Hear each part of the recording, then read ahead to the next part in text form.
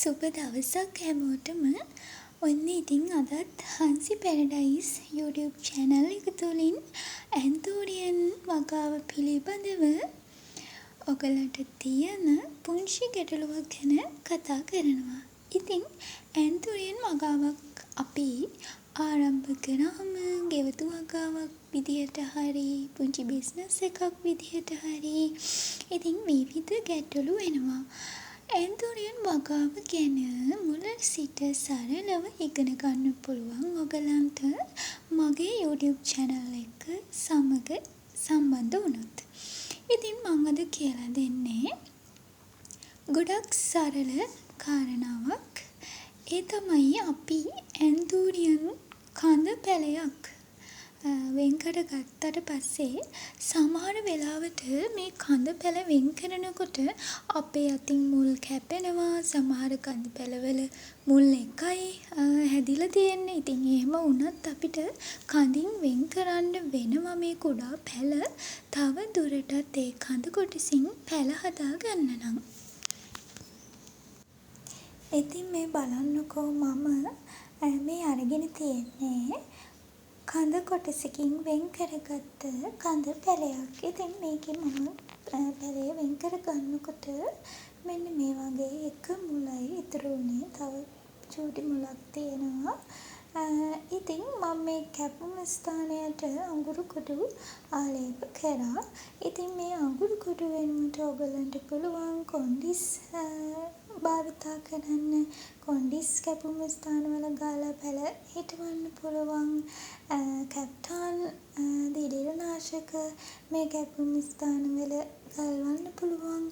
ඉතින් ඒවා තමයි දිලිර නාශක වර්ග. ඉතින් අපි මේ ඇන්තෝරියන් ශාකය පැල කරන්න කලින් අපේ වගා මිශ්‍රණය 100% පිරිසිදු වෙන්න ඕනේ. ඒ කියන්නේ වගා මිශ්‍රණය ජීවාණුහරණය කරලා තියෙන්න ඕනේ. ඉතින් අපි මේ පැලේ පැල කර ගන්නකොට වැලි මිශ්‍රණය ගොඩක් වැඩි කර ගන්නවා නම් අපිට පුළුවන් මේ කඳ පැලේ මුල් ඉක්මනටම හදා ගන්න. ඉතින් අපි බලමු මේක කොහොමද පැල කරන්න කියලා. දැන් ගොඩක් කට්ටියට හිතෙන්න පුළුවන් මේ පැලේ දැන් එක මුලයි තියෙන්නේ. ඉතින් මේක සාර්ථකව හැදෙයිද? එහෙම ප්‍රශ්න ගොඩක් තියෙනවනේ. ඉතින් ගොඩක් කරන වැරද්දක් තමයි මේ වගා මිශ්‍රණයට මේ මුල් කොටස යට කරන එක. ඉතින් එහෙම නෙවෙයි මේ වගේ පැලයක් පැල කරන හරිම විදිහ මෙන්න මේ වගේ මුල කොටස උඩට ඒ කියන්නේ අපිට මතු පිටට පේන්න තියලා තමයි අපි පැල කරන්නේ. ඒ කියන්නේ පැලේ කඳ කොටස වගා මිශ්‍රණයට යට කරගෙන අපේ මුල් කොටස අපිට මතු පිටට පෙනෙන්න තමයි තියාගන්නේ. මේ පැලේ වගා මිශ්‍රණයට ගොඩක්ම යට කරන්නේ නැහැ මේ ගානට. ඉතින් තව දෙයක් තමයි කොළ වෙන් වෙලා ඒ කියන්නේ අලුත් දැල්ලක් ආරම්භ වෙන ස්ථානයත් ගොඩක් වගා මිශ්‍රණයට යට කරන්නේ නැහැ.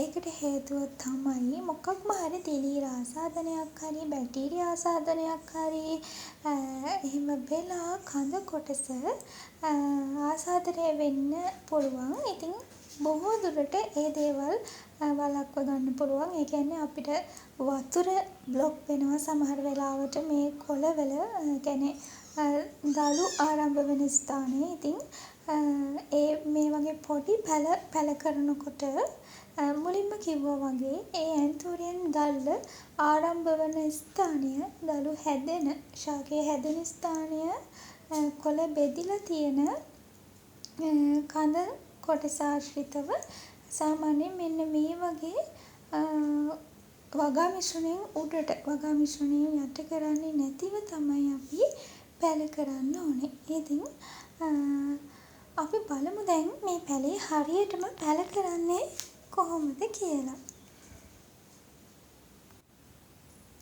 ඉතින් එන්න මෙහෙම අපි හරි පරිස්සමට ඇන්තෝරියන් පැලේ පැල කර ගන්නවා. ඉතින් මේ ඇන්තෝරියන් වගා මිශ්‍රණය 100% පිරිසිදු වෙන්න ඕනි. වැලිවල හොඳින් මද ඉවත් වෙලා, පොල්වල කහට ඉවත් වෙලා, වගා මිශ්‍රණය 100% නිරෝගී වුණාම තමයි අපිට ඇන්තූරියම් සාර්ථක වගාවක් බවට පත් කරගන්න පුළුවන් වෙන්නේ. ඉතින් අපි අද ඉගෙන ගත්තේ ඇන්තූරියම් වගාවක් කරගෙන යනවා නම් අපිට ඇතිවන පොඩි ගැටලුවක් පිළිබඳව.